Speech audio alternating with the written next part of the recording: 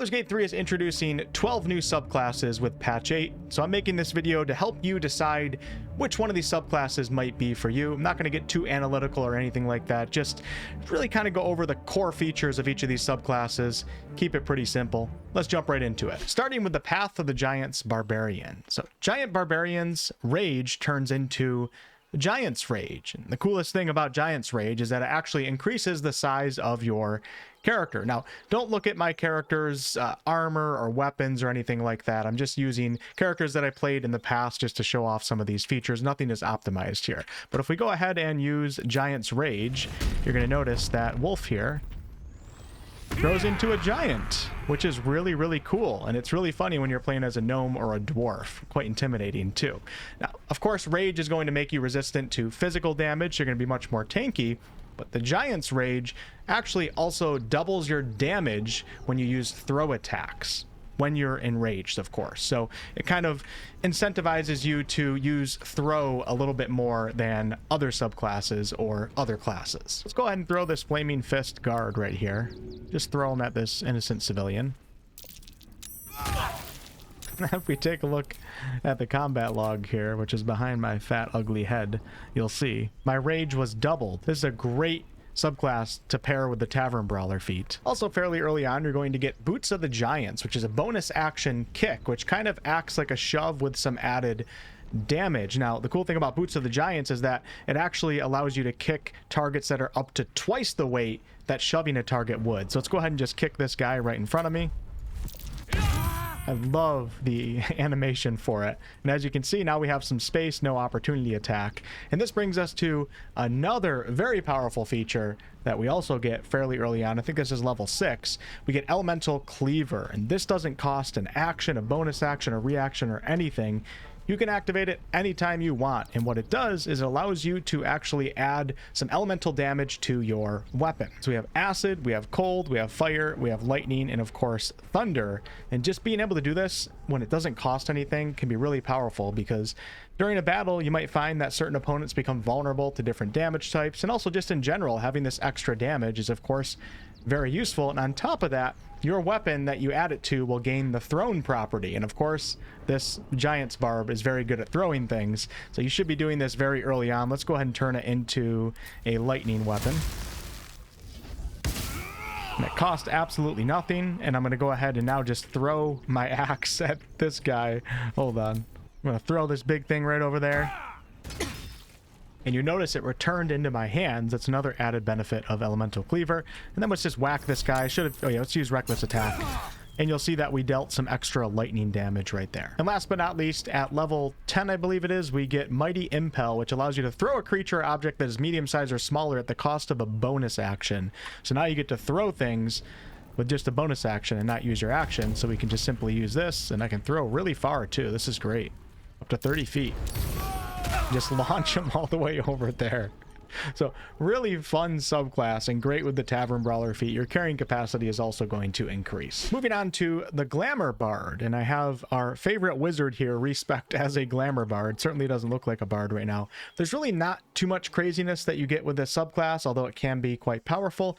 Really, you only get two main features I think are noteworthy of talking about here. They'll kind of determine your playstyle a little bit. So at level 3, right when you choose the subclass Glamour Bard, you will get Mantle of Inspiration, which allows you to imbue 4 allies by the time you're level 11, I believe it is, with temporary hit points. So if I go ahead and use this right now, we can actually imbue our entire team. I do have to move up just a little bit.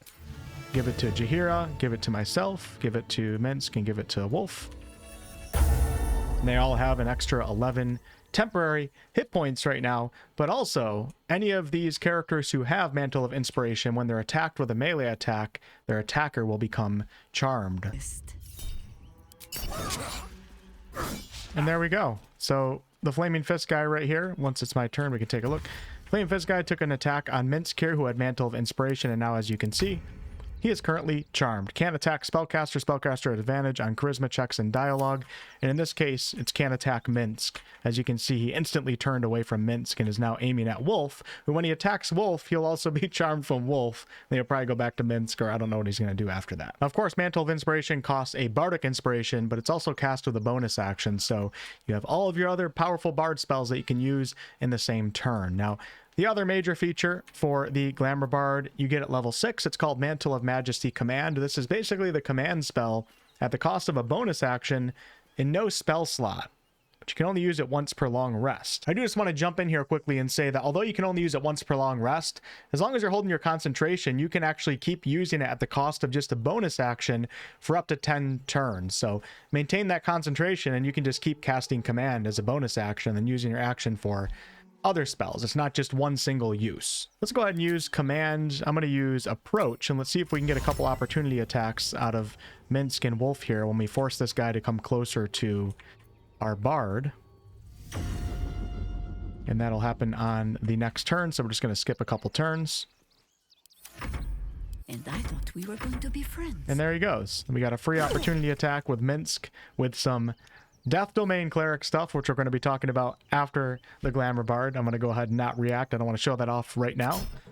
You'll see soon enough. And that's basically it for the Glamour Bard. Now, don't forget, I'm only showing subclass features, so you still have all of the Bard features to go along with this, but maybe a little underwhelming for some of you guys for a new subclass. But if you can hold that concentration, you can be commanding enemies across the battlefield, making them do all sorts of stuff that's going to be very beneficial to you and your party. Let's now talk about the Death Domain Cleric, and you can see Minsc very much looks like a Death Domain Cleric. I'm just kidding.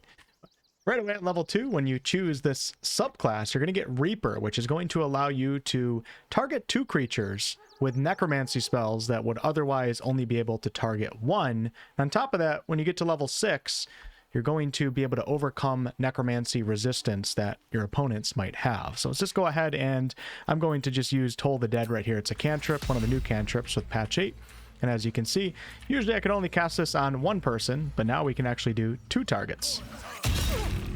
Pretty powerful. And because of all these necromancy benefits here, you're of course going to want to have many necromancy spells. As you level up, you're going to get a ton of them that are going to be prepared at all times, but also just make sure to look through the spell list and get as many as you can, because that's really what this class is about. And also at level 2, the Death Domain Cleric gets a Channel Divinity that actually acts as a passive.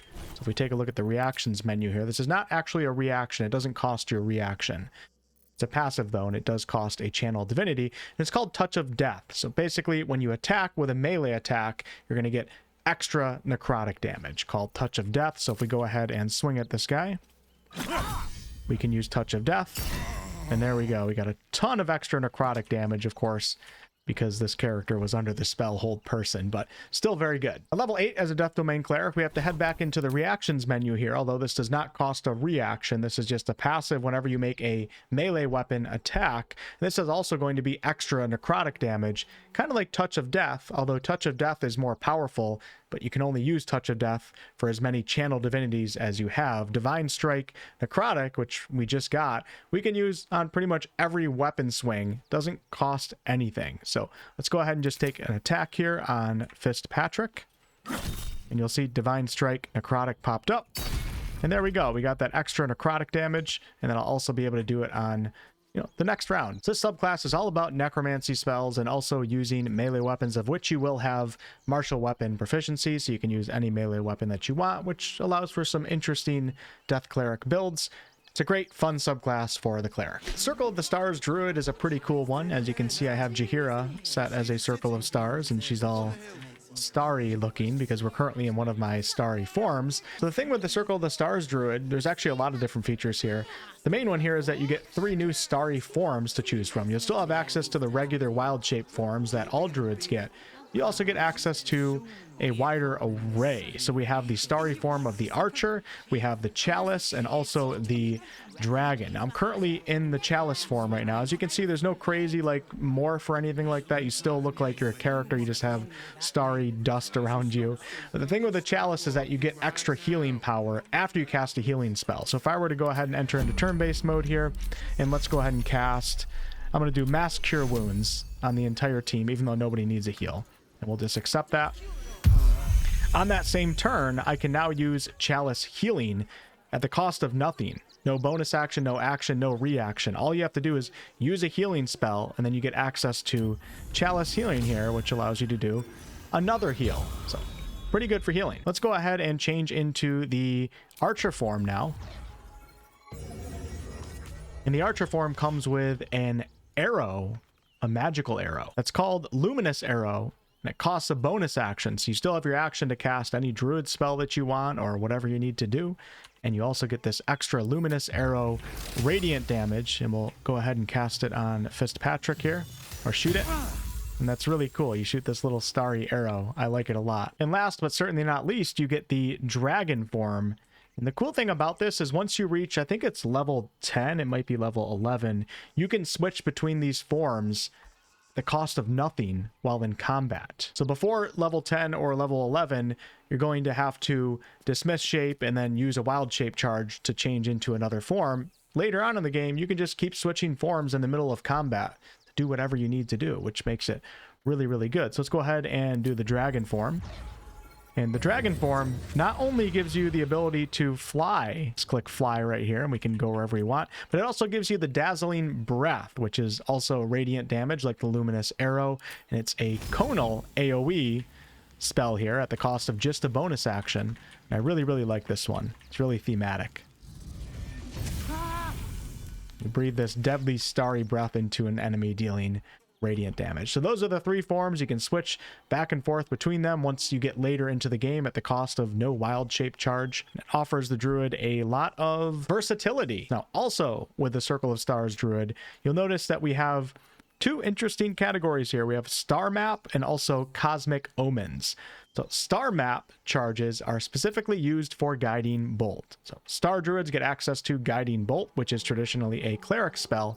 And not only can you cast it just like a cleric would, you can use your spell slot. You can upcast it if you want. So it costs a spell slot plus your action to cast it. And this is just a really good spell. It deals really good single target radiant damage. And of course, when you hit an opponent with Guiding Bolt, the next attack on that opponent will have advantage. So that's also a really good benefit. But also you can cast Guiding Bolt with one of the star charges here, so you don't waste your spell slots. So you just have to choose the right Guiding Bolt. And right here, the one on the left says star map at the bottom in action. And there we go. We have not a free cast of Guiding Bolt, but one that's not going to cost a spell slot. It's going to cost one of those charges right there. And let's go ahead and just kill this guy. And I missed, but Guiding Bolt's usually really good. And last but not least, we get Cosmic Omen, which you get at level 6. And this is actually activated as a reaction, and it costs one of the Cosmic Omen charges. And the first use of Cosmic Omen is to inflict a penalty on an opponent's attack roll when they're doing an attack that would have otherwise hit the character that they're targeting. And the target doesn't have to be you, the caster, the Circle of Stars druid. It can be one of your friendlies as well. So this Flaming Fist guy just took a shot here at, it looks like Gale. And we can use Cosmic Omen here. We can see what he needs to hit, and we can inflict a 1d6 penalty, and maybe he will actually miss. And he did end up hitting. No, he missed. He missed Gal, and Jaheira did this little cool little animation, and this guy had some starry form over his face. If we open up the reactions menu here, you can see that you can also inflict a penalty on an opponent's saving throw. So it also helps out a bit with magic. Really cool subclass for the druid. A lot of fun. I love the starry stuff and just really versatile and good. And this brings us into the Arcane Archer. I have you back at the level up screen here because I can't take all the features in one. But at level 3, when you choose Arcane Archer, you not only get to choose a cantrip, but you also get to choose Arcane Shot, which is like the bread and butter of this class. And this allows you to shoot a shot with your ranged weapon at the cost of an action and one of your limited arcane arrows. But there's a wide array of different types of arrows that you can shoot here, which adds some versatility to this. So we have Banishing Arrow, which of course banishes a target. We have Beguiling Arrow, dealing psychic damage and charming opponents. Bursting Arrow deals force damage and AoE force damage at that, which can make it pretty powerful. We also have Enfeebling Arrow, which deals necrotic damage. We have Grasping Arrow, which deals poison damage and slows down an opponent's movement. Seeking Arrow is kind of like a magic missile in a way, although not nearly as powerful, but can also possibly apply Fairy Fire. Shadow Arrow is psychic damage and also can cause a target to be blinded. And Piercing Arrow, you can shoot an arrow through multiple opponents, dealing piercing damage. Now, all these require the opponent to do a saving throw, and that saving throw, the power of it is powered off of your intelligence, just like any cantrips or spells that you get with this class. You do have to care about your intelligence modifier. These arrows are really the bread and butter of this class, and as you can see, I have 5 of them now that I'm level 12. So you do get to pick up a few more. I think you get 3 at level 3, or maybe 2. I think it's 3. You do get more as you level up, and you have a limited amount of charges here, the arcane arrow charges, but they do replenish on a short rest. So kind of like the Battlemaster Fighter, after every encounter, just hit that short rest button, and you'll have all of your arcane arrow charges back. But let's go ahead and shoot one of these arcane arrows at one of the guards here. And I'm going to start off with, let's do piercing shot and shoot through all of these civilians. You can see I'm targeting all of them. And I'm going to use banishing arrow right now. Let's pretend I'm outnumbered and I want to kind of minimize the amount of opponents that I'm facing. So let's go ahead and shoot banishing arrow at this guy. Now he's currently banished, and also I did deal damage to him as well. Your dexterity modifier is important for the actual arcane arrow shots, but the saving throws are going to be intelligence. Now I still have another attack here because I have extra attack as a fighter, and we're going to go ahead and let me just banish another target on the battlefield. And now it's temporarily a 1v1 right now. I actually have another extra attack because at level 11 fighters get improved extra attack, so I could banish this guy too, but let me go ahead and show off. Let's do grasping arrow, which is poison damage and should slow this guy down so I can get a little bit of distance. And he is now ensnared. We dealt pretty decent damage, and I can back up, and I'm really only facing one guy right now who can't even move. All right, so I'll let these guys come back, and now I'm going to choose bursting arrow, which is force damage, but also it is AoE damage, and if I miss, it doesn't actually consume an arcane arrow, which is nice. And it looks like these guys aren't close enough to where I can get the AoE damage. I'll do it anyways just so you can see it. But if you have a big group of enemies all grouped up, that can be really good, and force damage is one of the least resisted damages in this game. At level 7, we get a passive feature called Curving Shot, which costs a bonus action. You basically get the opportunity to use your bonus action to attack the next closest target with the same attack if your magical arrow misses. So let's see if I can get a missed shot here. And there it is. So I just missed this grasping arrow, and because it's a miss, curving shot popped up, and let's see what happens here. I was targeting this guy right here, and it goes over to him. Very powerful to have that at just the cost of a bonus action. Now you notice that I don't have any spells, like if I were to play as an Eldritch Knight or something like that. I only have the one cantrip that I chose at level 3, so this isn't a spellcasting subclass, although you could potentially multi-class with, let's say, a wizard, because you have a really good intelligence modifier with the arcane archer, and you can use a lot of wizard scrolls very effectively. So keep those scrolls handy with the Arcane Archer. The Way of the Drunken Master Monk. I am going to demonstrate with Gale in his purple tighties here. And with this subclass, when you drink alcohol, an alcoholic beverage in this game, you actually can replenish, or you will replenish, half of your key points rounded down. You only get to do this once per long rest though, but it is a nice feature to have. So you drink alcohol and you get some of those back, and you can last longer without having to do a short or a long rest. You can do this in combat. That's probably really where that can become powerful. So if you're running low on key points, drink some alcohol, and there you go. Now you got some back, and you're going to be super powerful. But the whole idea behind this class is that this subclass is that you're going to punch opponents with Intoxicating Strike, which will possibly make that target drunk. You can do this as an action or a bonus action. It always costs a key point, but you can choose. You can basically use it in most situations. I'm going to run up to this guard right here and just use Intoxicating Strike. You were witnessed assaulting. And he overcame the saving throw, so we're going to go ahead and try again with extra attack.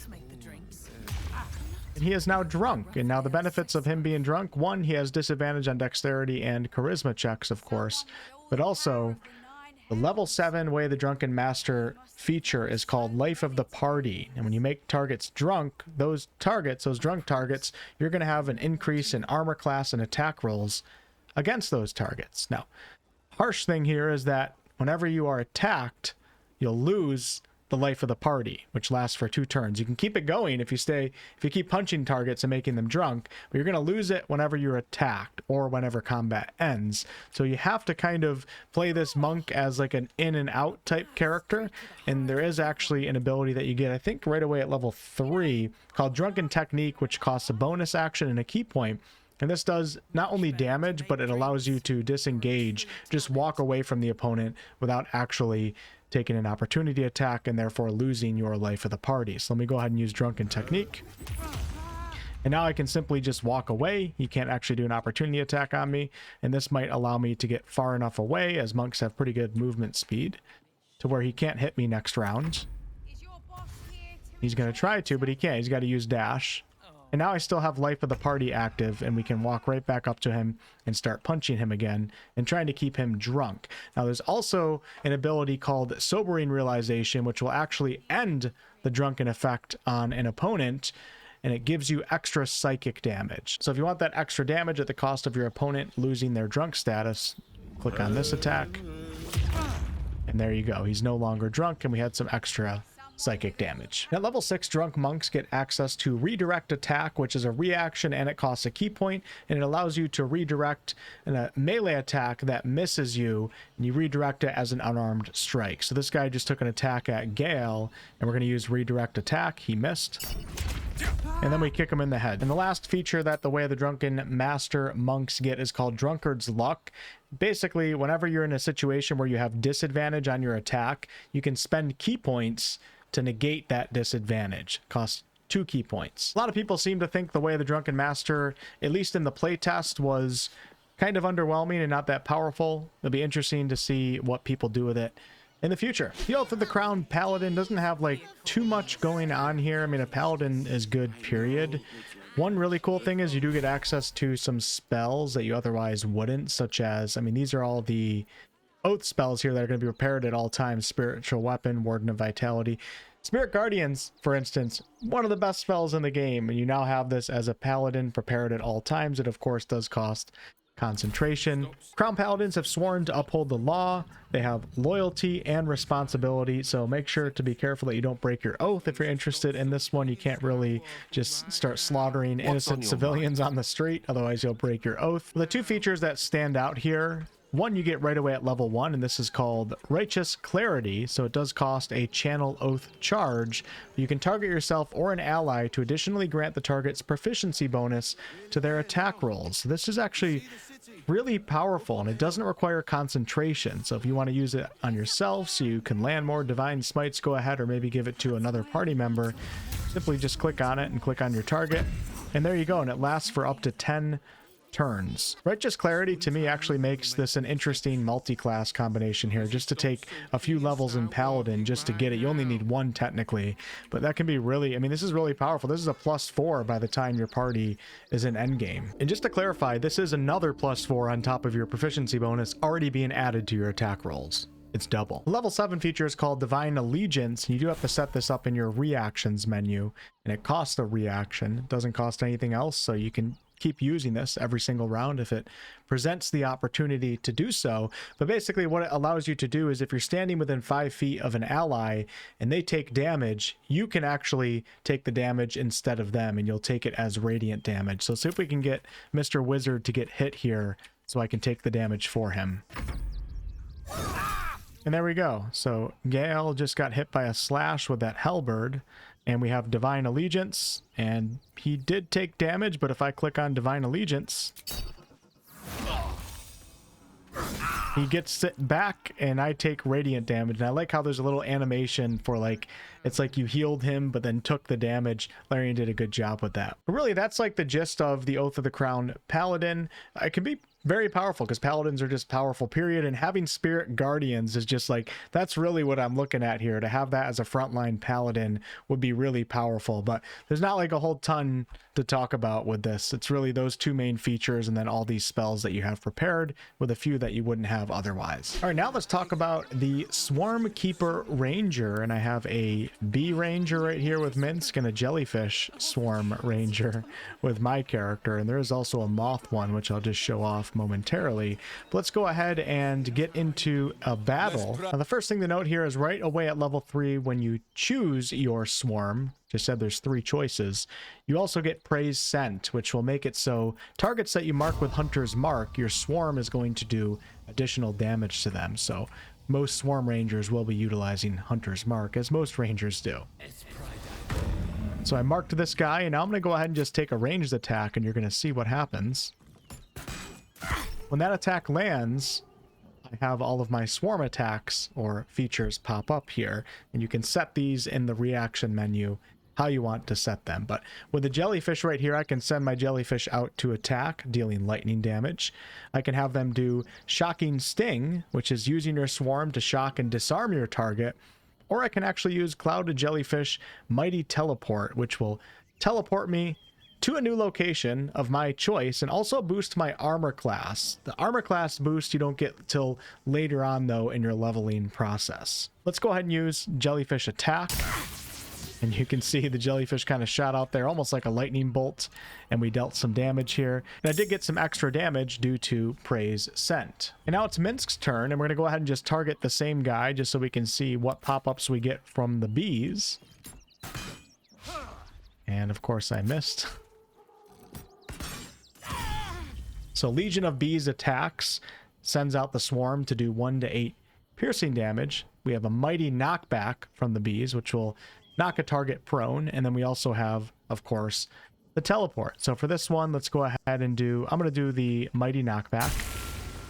And there you go. The bees shot out, and this guy is now prone. And before we check out the Moth Swarmkeeper, I do want to note here that every time you level up as a Swarmkeeper Ranger, you have the opportunity to change your swarm, but you can only have 1 swarm at any given time. So you can always respec or next level change. At level 9, Swarmkeeper Rangers get a feature called Writhing Tide, which costs a bonus action and a Writhing Current charge. As you can see, these recharge on a long rest. I currently have 4. And Writhing Tide allows you to fly and also not be affected by surface effects. So let's go ahead and use it here. I'm just gonna, you can see the bees are kind of holding them up. We'll just come back this way.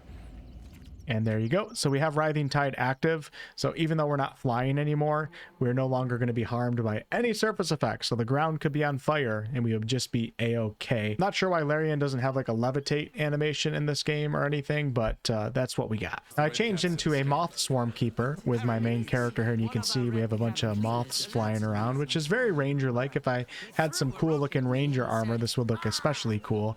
Let's go ahead and shoot this guy. And here we go.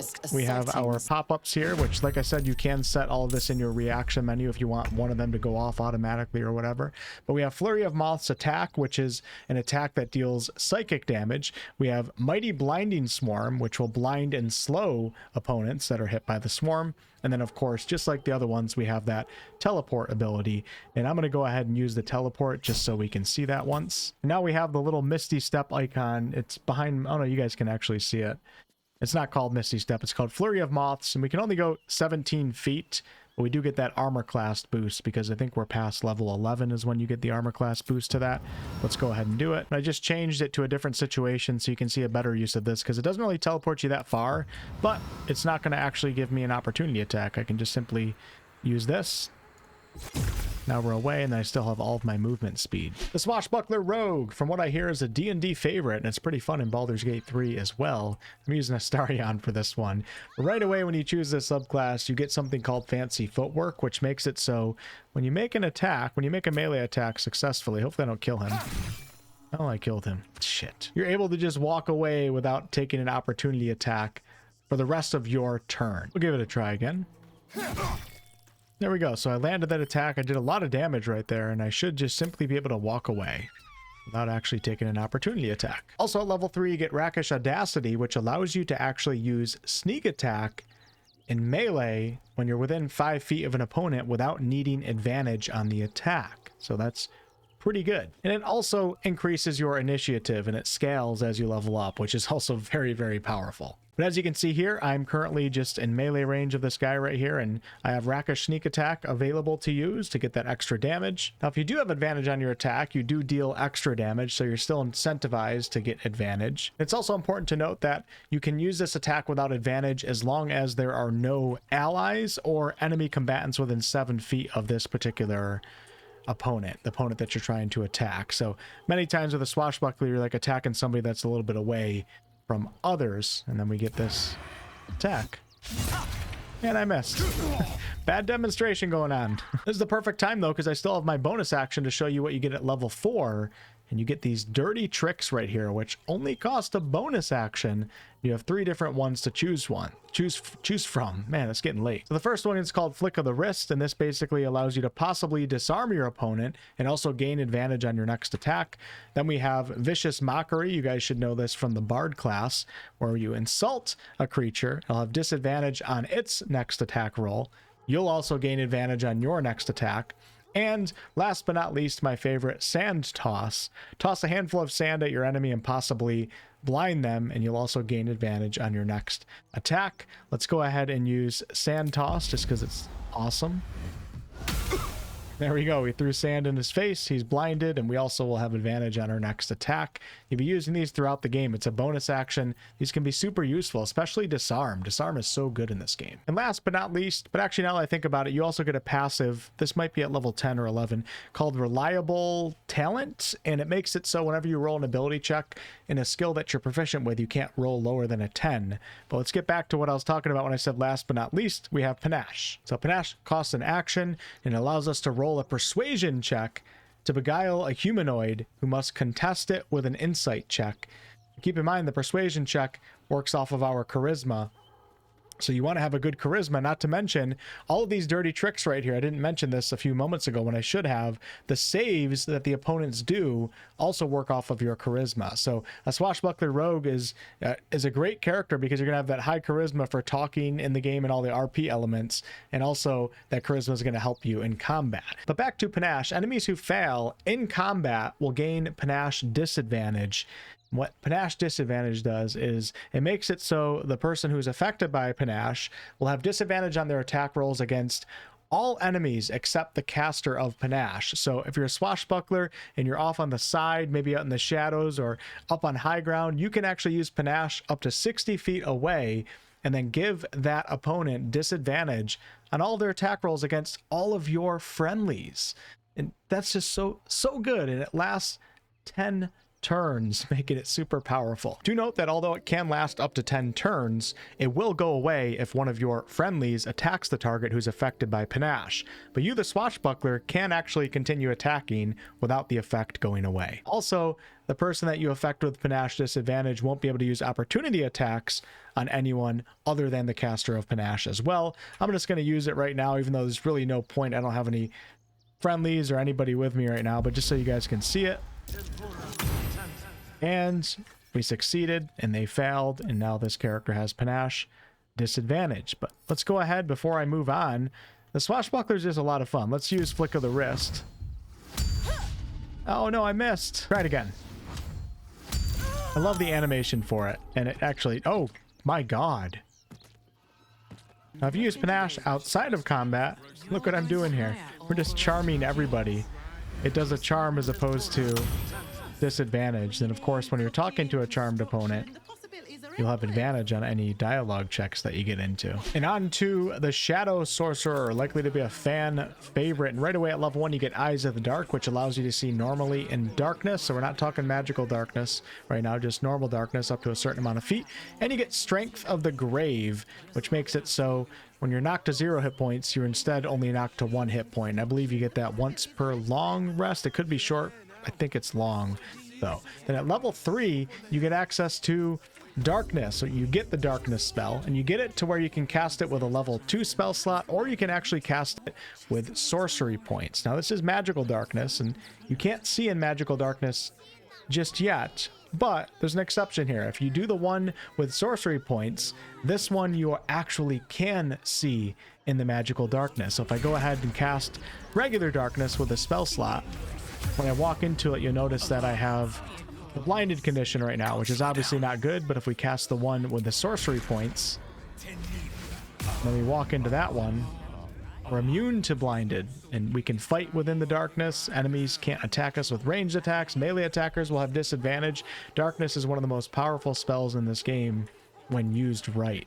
That's very, very powerful. And I'm going to jump all the way to the level 11 feature that you get, which is called Shadow Walk, and this allows you to teleport into shadows. So I have my darkness cloud right here. I can simply teleport into there. You see how I can't do it in the sunlight?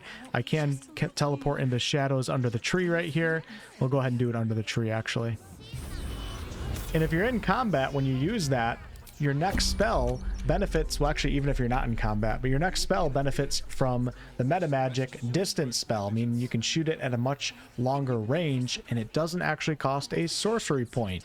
So you use Shadow Walk, you position yourself differently, maybe a little bit further away from combat, and then your next spell you can cast even further. So you can kind of be out of the range of all the combatants, teleport out, shoot out, teleport back in, and you can really set yourself up for success to pretty much never be hit with the Shadow Sorcerer. But at level 6, this is kind of the feature that most people are probably looking for with the Shadow Sorc, and that is, of course, the Hound of Ill Omen, who's not going to be able to teleport in and out of the shadows, but you can use your Omen to protect the area that you're around, or maybe just have your Omen go out in the front lines. And let's go ahead and summon forth this creature of darkness at the cost of 3 sorcery points in a bonus action.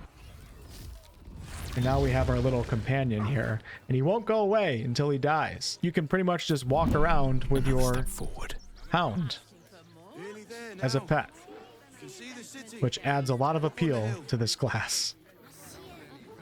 Now, the Hound of Ill Omen does have Umbral Tangle, which will deal necrotic damage and also trap your opponent so they can't move, and Vines if they fail their strength save.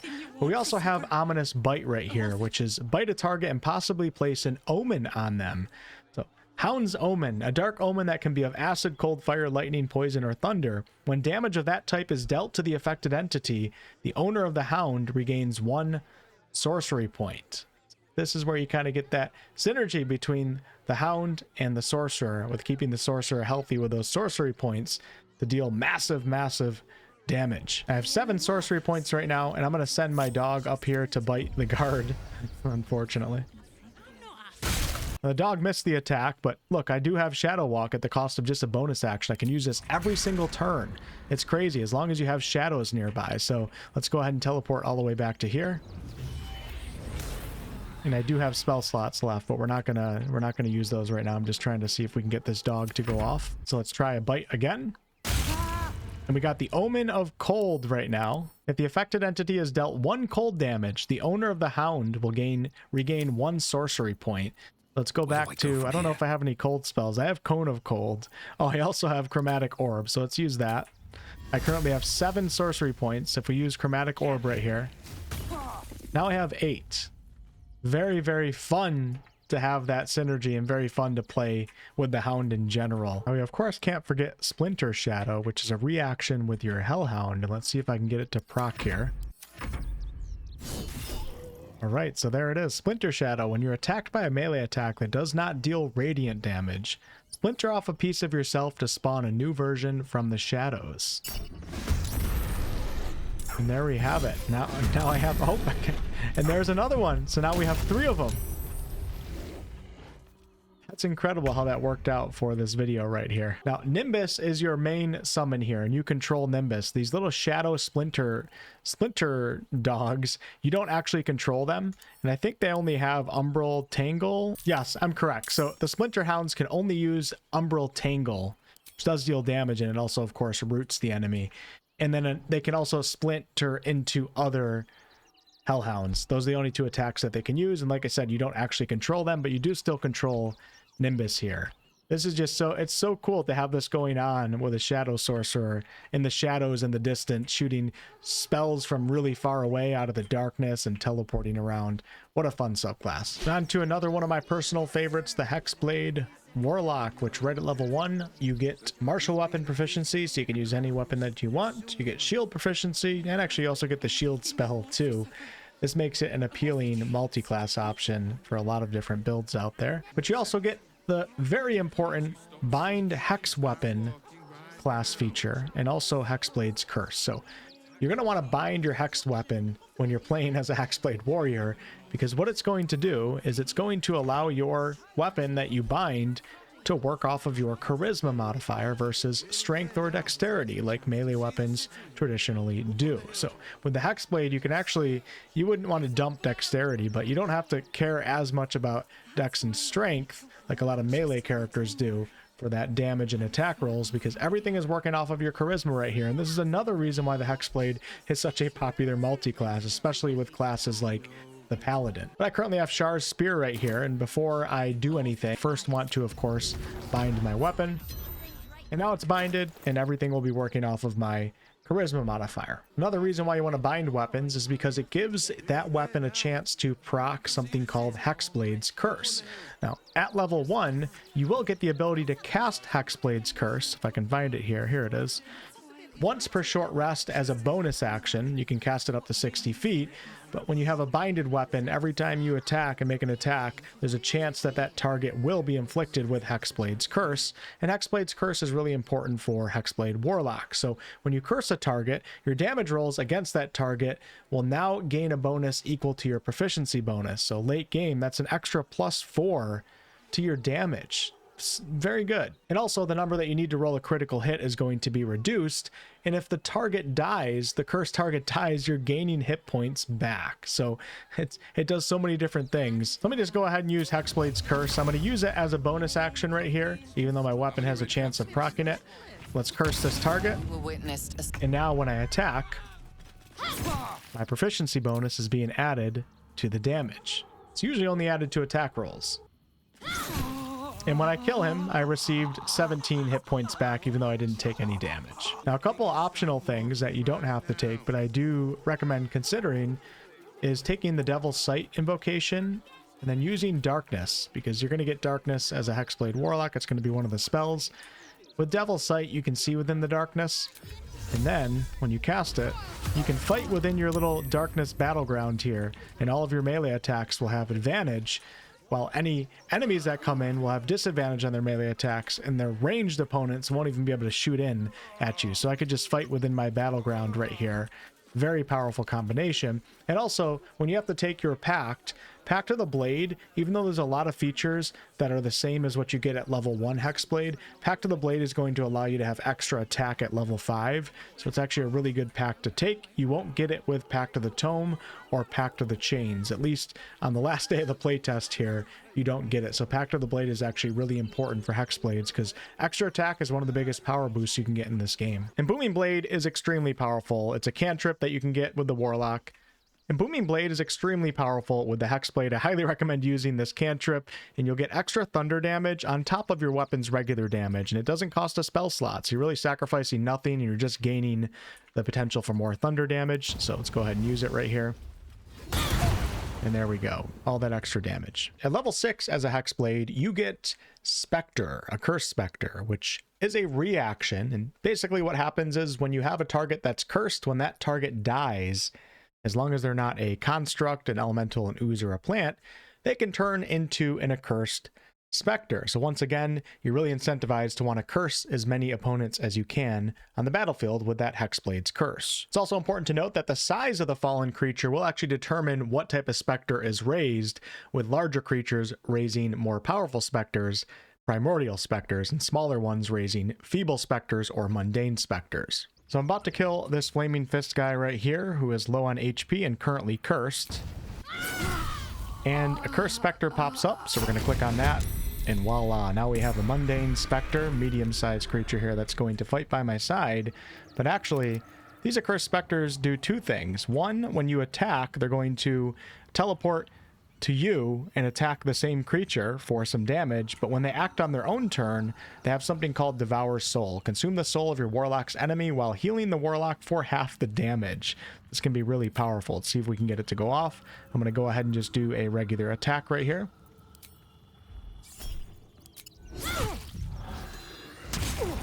And you can see that he just did an attack dealing necrotic damage. It's called right behind you. And on his actual turn, on the Spirit's turn, going to try to suck the soul out of this creature and heal my Warlock. And there is Devour Soul right there. the Flaming Fist Soldier passed the check, so I didn't get the heal, but that is a nice heal to have. You don't even have to do anything for it. Currently in the playtest, you can spawn multiple specters, but this could possibly change when the patch goes live tomorrow. I'm not entirely sure, so I don't want to talk too much about this. Either way, Spectre is going to be there. Whether or not you can have multiple or it can only have one per long rest, we'll have to wait and see. And at level 10, you get Armor of Hexes, and any target that you have cursed with Hexblade's curse, you're going to have this reaction pop up, allowing you to give yourself a 50% chance of nullifying that attack at the cost of just a reaction. So it doesn't even cost a spell slot or anything like that. So this guy just attacked me, and I have a 50% chance of nullifying this attack that would otherwise hit me. So we're going to use it. And it didn't work, but it's pretty good. And the last feature that you get with the Hexblade Warlock is an optional invocation that you can take called Life Drinker, which is going to add your charisma modifier to your melee attack damage rolls. So really good with the Hexblade, of course, because you're kind of focusing on melee attacks. So with Hexblade, you're binding that weapon, you're attacking targets with melee attacks and hopefully cursing them with that chance to proc Hexblade's curse. And then when you have targets cursed, you're getting benefits when they die, you're getting heals, you can spawn the accursed specters. And of course, you'll have all of your regular Warlock features as well. You'll be using Eldritch Blast when you can't reach an opponent, when you're not within melee range, and then you have all your Warlock spells and all that good stuff, and it's going to feel like literally like a warrior Warlock. And last but not least, poof, my shirt has changed, my voice has changed a little bit, because I'm a wizard, and we're going to talk about the Bladesinging Wizard. Right away at level 1, you do get proficiency with light armor. If you're playing as a human, you already get that, but any other race, that can be important. And you also get proficiency with 6 different one-handed weapons. A lot of you guys are going to be running with rapier, because rapier is the most damage that you can get out of a one-handed weapon, at least core damage from the base weapon stats. Valar Aluv is going to be an interesting choice early on in the game, and that's a short sword. And also we do have the spell Shadow Blade if you end up picking it up, and this gives you a one-handed weapon that deals really good psychic damage. This is also very tempting as well. Now you can see that I'm dual wielding right now. You certainly don't have to dual wield, but I'm going with dual wield just for this demonstration because we're trying to get off as many attacks as possible to build up something, which I'm going to talk about here right now. So the core feature of the Bladesinging Wizard, and you get this right away at level 2, is called Blade Song. A Blade Song will be active for 10 turns, and by endgame you'll have 4 Blade Song power charges, meaning you can cast Blade Song 4 times per long rest, which means you should be able to have it active for every single combat encounter. That's plenty. When I cast Blade Song, of course, in combat, it doesn't cost an action, a bonus action, or anything, so you don't have to cast it before combat begins. It's not as necessary as some other spells. We not only get a huge boost to armor class and saving throws, Constitution saving throws, a +4 boost to both of those, which is very, very powerful. Very defensive focused here to allow the Bladesinging Wizard to be a little bit more on the front lines at times and not actually get hit. But you also get advantage on acrobatics. But most importantly, the meat of this class here is, of course, accumulating Blade Song charges. So let's go ahead and just use Blade Song right now. We have a nice little animation for it. And there we go. So now Gale is currently singing. As you can see, it's ticking down right here. So let's enter into turn-based mode. And what will happen now is if I attack opponents with a weapon attack, I'm going to build up healing charges. If I use spells, I'm going to build up damage charges.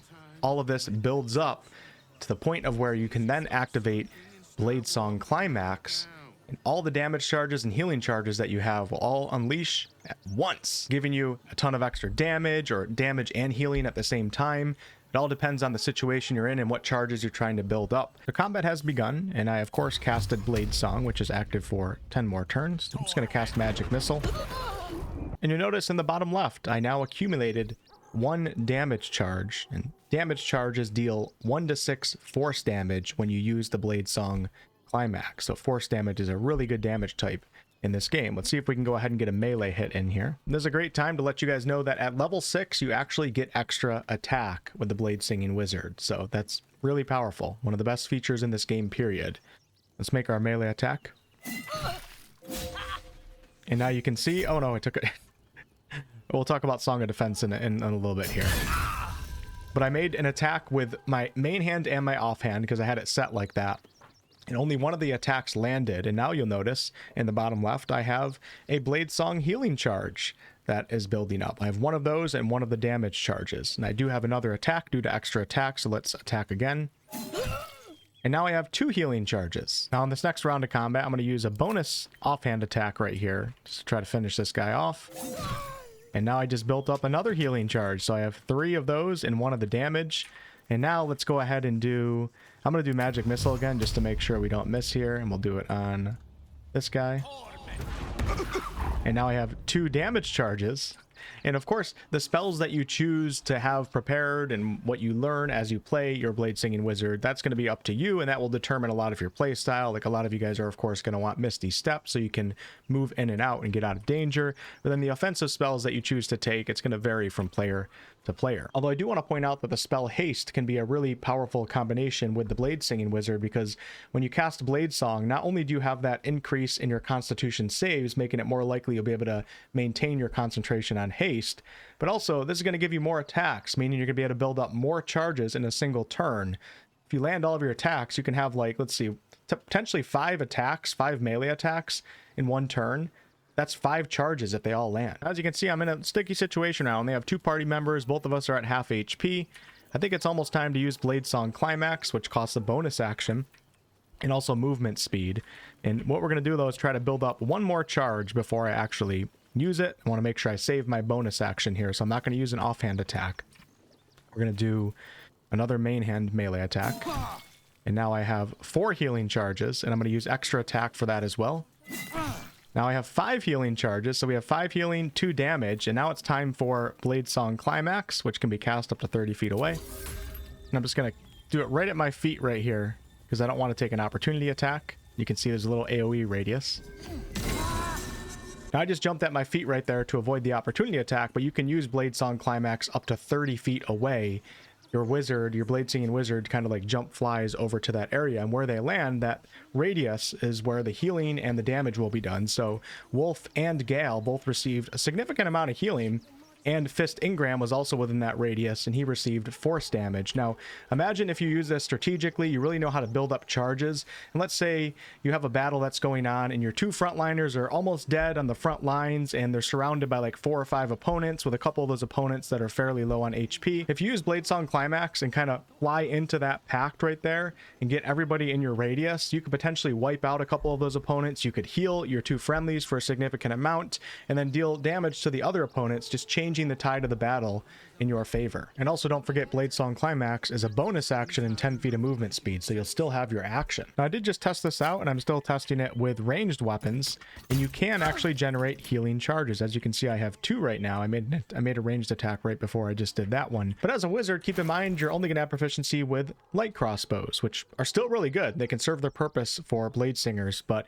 if you want anything else, you're going to have to consider maybe playing one of the elven races, or consider multiclassing. And there's a lot of good multiclass options out there where you only need to take 1 level in another class to get way more weapon proficiencies. And at level 10 as a Bladesinging Wizard, you get Song of Defense, which, as you can see, has popped up here. It pops up like a reaction, and it pops up when your Bladesinging Wizard is about to take damage. So it means the enemy's attack roll has gotten through your AC, and they are going to hit you.